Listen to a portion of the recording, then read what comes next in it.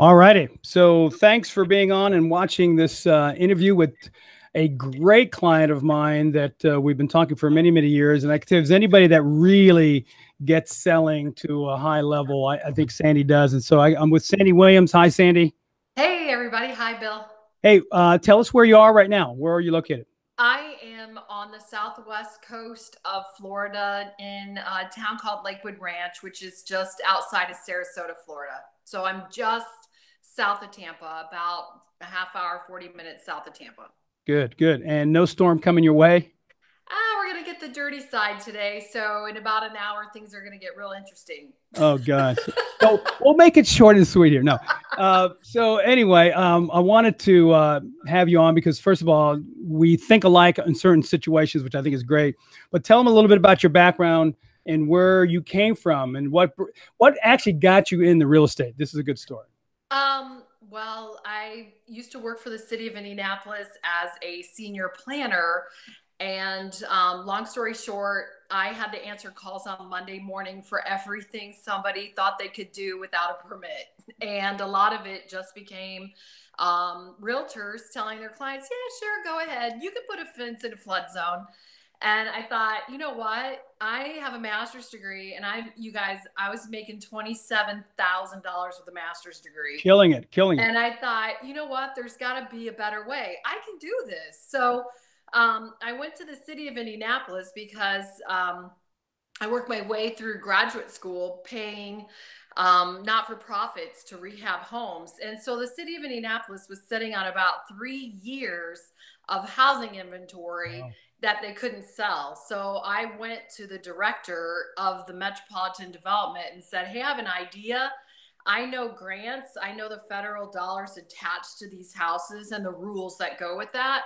I think I can sell the houses. And she told me, well, you can't because you work for us as the city. I said, well, not today. I'm going to quit. And so I quit my job and they hired me as a consultant. I did that for 3 years. We ranked the city of Indianapolis top 3 in the nation for neighborhood revitalization. Wow. And I mean, then we won a demonstration project through the federal government.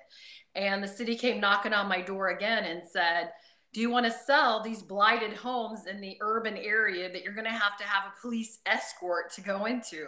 And my friend at the time said, say yes, say yes. So I ended up selling my first house with a police escort for $25,000, wow. Probably about 14 years ago, 15 years ago. My last house 15 years ago in downtown Indianapolis ended up being about 350,000.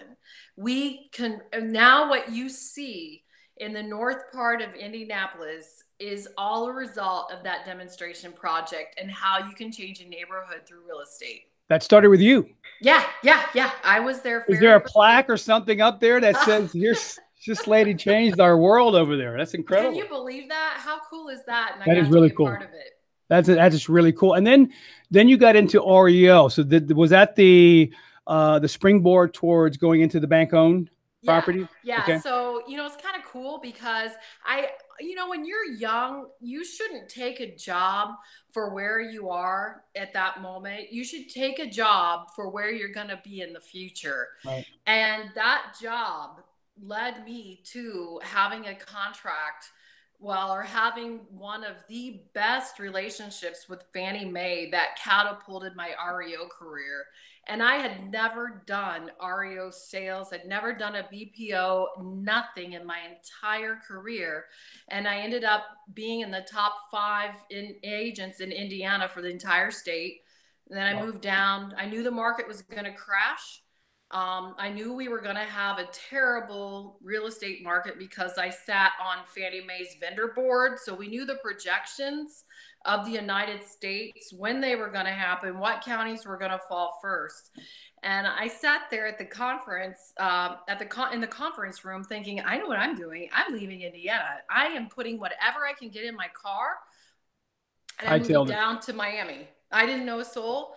And I convinced my sister to go with me, and we packed up both of our cars and headed down to the big 305. All the way down to Miami. all the way down to Miami, and I didn't know a soul. So, okay, so I just got off of a webinar that I was just teaching a little while ago, but how do you have confidence when you don't even know what the heck's going on? How did you have that confidence? You know what? The numbers don't lie. You know, I ran projections for that REO. I had faith in the attorneys, in the numbers. I mean, if Fannie Mae told you something was going to happen, that was my 5th year on their board. Right. If Fannie Mae had market projections, it was like a fortune teller being in the room. They could predict the future at least a year or two in advance. Wow. So They knew it. how does Sandy Williams go into Oreo without a clue, and inside of your body you're going, you must have go, I hope I'm doing the right thing. I kind of like this, but do I have the confidence? How do you get through that stage? What do you do to make sure that you are still in the right direction with your life, really? Right. Well, I started REO in Indiana, so I had about 5 years of REO experience before I headed down to Miami. Right. So I already had those relationships developed. And honestly, Bill, it was just blind faith in myself. I mean, I don't, you know, when you look back on things and you like, oh my God, what was I thinking? Yeah. But, you know, it was just a time in my life where it, you know, no, seriously, if you don't take a risk, sometimes when they're calculated, that was a calculated risk. I knew the numbers, I knew the market projections. I still watch the market projections. You got to know your market. And then to me, the risk is less if you have a plan. You got to have a plan in place. Well, when you know the market, you have confidence in the numbers, as you said, and you're always someone that likes to look at the numbers. So I think that's important. And even a new person coming into the business, if you just study the daggone market, know what's going on, it's going to be helpful. Now, yep. So I want to talk a little bit about something that we have great conversations about in this whole process of finding business. You started getting a little bit more intricate in how you're finding business. The Oreo started changing. You decided to kind of back out of Oreo, and now what got you to kind of make that move out of Oreo into what you're doing now? Well, I knew the market was going to shift before it shifted. And so I knew I had to be prepared for an exit strategy. And I knew you know me, I didn't want to live in Miami anymore. Remember I bought self-help books. I did all kinds of stuff, thinking there must be something wrong with me in the fact that I don't want to live in Miami anymore, but I didn't. So you and I came up with a plan on how do we get Sandy out of Miami and start over all over again for that's my 2nd time in a brand new market. No, didn't know a soul over there once again, but you got to have a plan. Yeah, that's a big thing. I think we laid out a plan. Yeah, we did. That to this day is a result of all that plan. We both did come up with an idea. I shot holes at it. You went at it, and it all worked out. It actually took a little bit longer, didn't it? Yeah. Stuff started to mature a little bit later. Tell us about the process a little bit so that people understand what you went through in that process. What did we do? Well, one of the very first things that we did that we looked at together was the market. Right. What's your competition look like?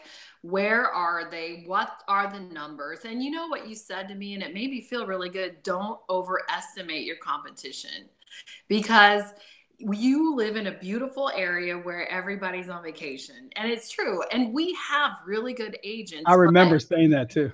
Yeah. But once again, what's the old adage? 90% or 10% of the agents do 90% of the business. So yeah, once again, lots of people have their real estate license, but who's really doing it at a high level? It's not as big as you think. So don't be overwhelmed by the big picture, but chip away at it step by step by step. And what's interesting, as we were going through this process, and then finally Sandy and I got to meet in Orlando personally, because a lot of times I'm coaching people, I don't get to ever see them as much as I'd like to. and we're at Power Prospecting. With something that I think is really interesting about you is that you really like the psychology of the sales process, right? Yeah. You really, I mean, and I don't know, we must be weird, but we kind of hit on the same stuff.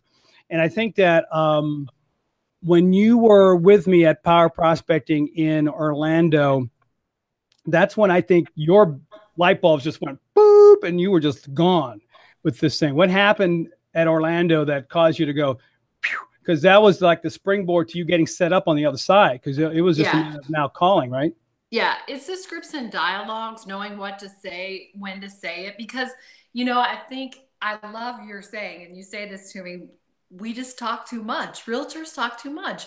Shut up and listen I and try to be ask nice about that. questions and direct the conversation with questions and listen and be the doctor. That's Yeah. my favorite. I just finished doing that. I'll send it to you. I just finished doing this webinar on this. I call it the science of persuasion.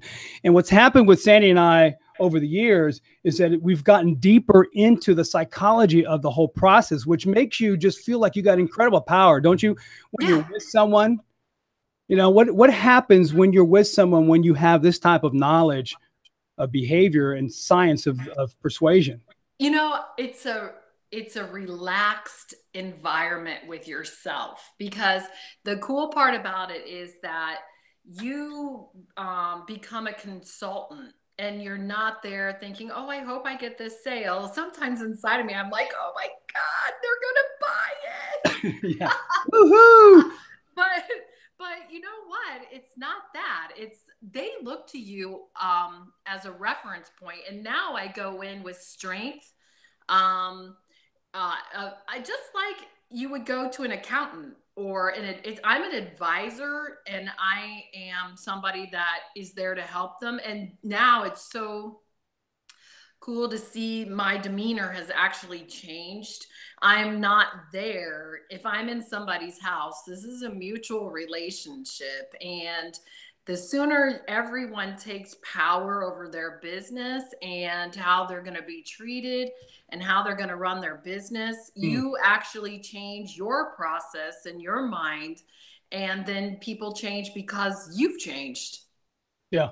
Yeah. And it's amazing to see them feeling that you didn't really push them anywhere, but you actually herded the cats down the alley, right? Got them Yep. in the box. They kind of jump out every so often, but you took them down that and they end up closing themselves, which is really interesting. Yeah. And sometimes fires put themselves out, which is really good, because I think as an agent, we're always there trying to put fires out. And sometimes people's fires go out all by themselves, and they don't need you to do that. Sometimes when people are buying a property, they have buyer's remorse and or even seller's remorse, and sometimes those fires go out by themselves. You're not always the fixer, you're the truth teller, Right. and they have to deal with the truth, not you. I mean, it's how you tell the truth, Right. how you say it. You're delivering the information to them. So, and I think I know what your answer is, but I just want to get your opinion. You've got real estate now going on all over the country, shifting going on around, and you see what's being either educated or taught and tools and all this stuff. But how much relevance does this technique become for a salesperson? How important it is to their career to understand this aspect, in your opinion? I'm not trying to toot my horn on this, but because you've seen it from the beginning, you've kind of had that transformation. How important is that, what you just said, to the career of someone in real estate? Oh, if you don't invest in yourself, nobody is. So if you're truly a business owner and an entrepreneur, this is your business. I don't know how many people invest in other people's business, but we have the opportunity to actually make a really good living by working out. Just what if you just did in 1 hour a day on scripts and dialogues? How much money would that be worth to you? I mean, and that's the way I look at it. If I wrote you a check for $10,000 today, would you have a script partner for a little while? Yeah, really. Yeah, I would think that sometimes in the beginning of the career of someone, or even later on, when you get panic, you tend to go to reach for the wrong things. And so it seems in your career, you've got the power and the confidence in dialogue. So automatically, whatever is given off in the first seconds of your relationship with someone, they're seeing someone who is a business person, who's confident, and who, remember those three things: trust, honesty, and expertise come out just like that. So then the second phase of the conversation, they're listening, and then they close themselves, which I think is really neat. Where do you think, for now, for you knowing the numbers, where do you think the business is going right now in real estate? Where do you think this whole trend is taking us? I'm going to say that, as we all know, our buyers and sellers are much more educated, and sometimes not in the right way, by the power of the internet. Just Right. like people get on and diagnose themselves on doctor.com or whatever. Yeah, yeah, yeah. Um, Sellers and buyers are doing the same thing. It's not always right. But we know the power of the internet is here to stay. And if you don't get in on some type of internet and have an internet presence, you're slowly working yourself out of the business. You Right. are. I mean, Yeah. yes, relationships still matter, but even your friends or your past clients are on the internet. I guarantee you checking out sale prices before they call you, if they call you. So, so we have the internet. If we do well with that, what percent of the internet versus you being able to have good dialogue, what do you think that percentage is? Is it a 50-50 thing? Is it a 60-40 thing? What do you think that needs to be? Well, you know what? If you don't know how to handle a lead, you lost it anyway, Yeah, right? right. So Yeah. it's like you better have some scripts and dialogues first, because I could send you 100 leads, and maybe 10% of them are good, right? But you're going to have to weed through. So you're separating the lookers from the buyers, the people thinking about selling versus the ones that are ready now. And you have to decide, sometimes over the phone, or even an email.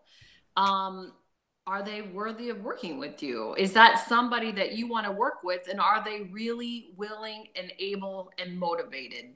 You just it's so funny. When I send you the webinar, you're gonna love it. But anyway, I had an acronym called ACE, right? ACE. So if we broke down the whole aspect of persuasion, A is for the approach, C is for the conversation, and E is for the end game. The end game. Because what happens is, I think at times we have these conversations with no end game in mind. You know, where is it? An appointment? Is it I don't know, a telephone conversation? Am I trying to get a signature? And what you have done is start to master this. What has been some of the, I don't know, information that's helpful for you, things that you've picked up, books you've read that you felt gave you the biggest impact in some of this? This one right here. Yeah, I was gonna say, there it is. There it is. It's on my desk. It's on my desk right now. Yeah, I've got the This same one right thing, but I here. just moved mine. Exactly what to say from Phil M. Jones. Yeah, I'm getting ready to do a drip campaign, a new drip campaign. And so, of course, I want to establish rapport. This is all done on an email. So I Right. don't have a lot of time. I have to capture a reader's attention. And so, what am I going to do? I'm going to be able to phrase an approach that's going to catch their attention, that's going to engage them for another email, where I can actually then call for a plan of action, or can I come over, or can I set an appointment, or, weed them through to see where they are in terms of motivation. So, yeah. So let's think about things that you've seen have been very impactful in your conversations with people now. Like, can you say, hey, these three things I've done and I can see it really work? What are things that you have seen in your conversations? Well, I think when you think about things in your conversations, um, one of the things I say in a listing presentation, and this probably comes from you, is, hey, look, I try to take the pressure off in the beginning. Like, one of three things are going to happen here today. One, we're going to agree to work together. Two, I may not take it. And three, mutually, you and I might not agree to work together. And any one of those outcomes is okay with me. So, you Diffusing. just set it aside. nobody's ever said that to them. I guarantee it. At least unless they've been practicing scripts and dialogues with you. Yeah, yeah, yeah, But yeah. my competition is they're hoping they're gonna get it, and I'm over there to see if I want it. So there's a whole different ballgame. And you're more casual, which I like, is your approach is very conversational. It doesn't, even though we know this is a very much of a canned thing, it's done very conversational, because I think what's happening is that the agents are getting so panicked that they sound so, maybe Yeah. the word pushy or salesy at times. And a lot of it's because they haven't heard it. What is it? Scripty. Scripty. Oh, I like that. So they're very scripty in their approach, which turns people off very quickly. And then you have this resistance that's built up. And so now we got to break down the barrier to get back on track. So you're now on the West Coast. Yep. It's a different lifestyle over there, whole different approach. We find out that there isn't a lot of competition in doing this. You've landed a market where you're like the first person agent really digging their heels into that area, which is incredible. Yeah. What do we need to make sure that the agents are doing right now? I mean, to maintain for the next 3 to 5 years, what's important in this marketplace besides the internet? I mean, what do we have to keep doing on a regular? Because you've had some success on some stuff that you do that you're teaching also. Yeah. Well, first of all, when I come into, I don't work by year goals. So I feel, and look, I use references for food because I like to eat. So Yeah. you don't eat a whole piece of cake. You don't eat an entire cake at one time. You got to eat it bite by bite. So, agents get overwhelmed by, I need a year plan. No, you don't need a year plan. You need a month plan. And then you need a 1 week plan. And then you need a day plan. And Right. you need a day to day to-do list on that plan that you can mark off. And when you start working in small chunks and you build out, you'll find that you've hit your goals faster without some agents get sidetracked or depressed because they fell off the wagon for a week. It's like you still have 3 weeks to go. Right. You can still do it. So work your plan small, have a time block where you're actually doing lead generation, you're actually doing problem solving, and then you return phone calls and set appointments. So taking control of your day before your day takes control of you, and know that we're all human. We're all going to fall off the wagon. Right. But it's more important about what you do when you get back on. When you're if you're more business with your clients than being awfully, I don't know, overly rapport with them, do they get offensive by it? I mean, when you're more business with them, how do they treat you? Because I think a lot of people are afraid of being businessy with people, thinking that they're going to be reject them. No, actually, it's kind of odd because I sell a lot in my own neighborhood. So I know that these people are going to be my neighbors, but they're also maybe my friends afterwards. There's a big difference there. I'm not there shutting your windows, I'm not cleaning your house. I am there to sell your house, and I will give you people to clean your house, but I'm not mowing your yard. And Right. I'm not picking up your trash. But I see agents here, oh, I just cleaned my client's house. And you know what? I didn't know you were a maid.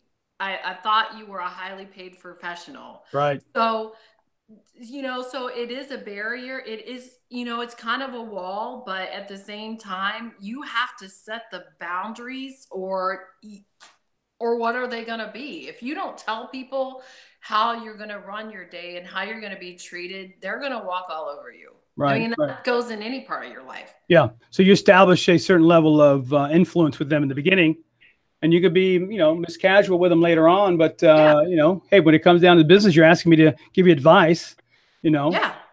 So I'm going to give it to you in a business setting. What about any mistakes that you feel that you learned from that you don't want to do again, or that you wish you never did in developing this? Anything that you see that you probably either wanted to do sooner, but you waited so long? Anything that you can give advice to people that are trying to grow their business? I wish I would have done my website sooner. Because I ran REO for so long. I ran, I was selling what, 200, Yeah. 250 a year. Yep. One time I did 500. because when I went to Miami, I still ran my Indiana. So I ran Indiana and Miami for a year. So I settled about 500 houses that first year. Incredible. Um, so I had a factory going, and we were a chop shop. But I knew the market was changing, and I think I changed fast enough. I don't think my internet technology changed fast enough. So, and technology changes all the time. I'm not the kind of person that um, I don't want. For me to have to sit down and take a class is like pulling teeth. I'm a Yeah. high D. I want just give me the synopsis, give me the cliff notes, because if I have to read the whole book, you're gonna kill me. Yeah. Yeah. So, but at the same time, when you do website, you do blogging, you're making money. You're blogging for dollars, and you're blogging for your business. So I wish I would have done that. I'm getting ready to leverage some of that out. I found some great ghost writers that I've been training, so that I can leverage that out and still make good money. But I'm not the writer anymore. Good. Good. So you leverage that out. So, looking forward to coming back down there. You got my email. I don't know if I told you I'll be coming down your neck of the woods here maybe the end of the month. Oh, good. Yeah, so I'll send you that information. And so, so what's your next growth phase for you? Before we end here in just a second, I just want to go. What's the next thing you feel you want to get really good at? That's so funny you asked that question. I don't know. I'm a coach. I sometimes ask those stupid questions. I always got something going on. Yeah, I know you. Yeah. This time is okay. So what I've done is I've also leveraged out calls to actions on my website and started funnels with phone numbers and a lot of integration with the internet. But so I've leveraged all that out. My personal thing is going to be, I'm serious. I'm going to be a major contender for SEO and keyword research. I'm taking a class with a Dutch company right now called Yoast, and I'm actually writing content and they're grading it. And I'll probably fly to Holland next year to be at one of their live classes. I am going to be totally proficient and game changer for that next year. I'm glad you are, because there's a lot of people that say they are, they're not that good. And that's why I've went around, I've checked, I've looked at websites, I've looked at content, and you know why I did this, Bill? I'm frankly tired of agents being ripped off. We pay our way out of a problem, and we think our problem's going to go away, but it's not. And so I don't know why I feel like I need to be an advocate for this, but I do. And so I'm like, you know what? I'm going to master that. I am really, with the vengeance, going to master that. I think it's great. First of all, we can never lose touch because we're always moving different directions and growing. So we're going to have to work together on that because that's important. I think your passion in that is kind of like my passion in what you and I've been learning and coaching together with, which is this whole language and the passion of being able to speak in a way that's consultative, where people don't see you as this sleazy salesperson, but hey, I'm a business person and I get to choose whether I want to work with you or not, and you get to choose, and we're going to just kind of talk and see if this thing works out. And that whole relaxed way with a purpose is going to be great. So you throw SEO in this, you throw this in, this thing is a killer. And with that, that is marrying, the SEO will marry with that scripts and dialogues. It's, you have to have an audience to speak that. And so I'm going out to conquer an audience to do the scripts and dialogues and the psychological sales. It's just going to be done in writing. Yeah, this is beautiful. Well, listen, I'm excited, and maybe we can see each other when I get down there at the end of this September. So that'd be cool. So thanks for your time. I'm glad we're able to do this on your phone. Perfect. And I appreciate all your time. Sandy, tell them where they can get a hold of you. So if they have any questions. You can find me on my website, sarasotasandy.com, or I still have as Pitbull calls it, my 305 number. Right. It's 305-962-5464. Perfect. Thanks so much, Sandy. Appreciate your time. All right. Bye-bye. See ya.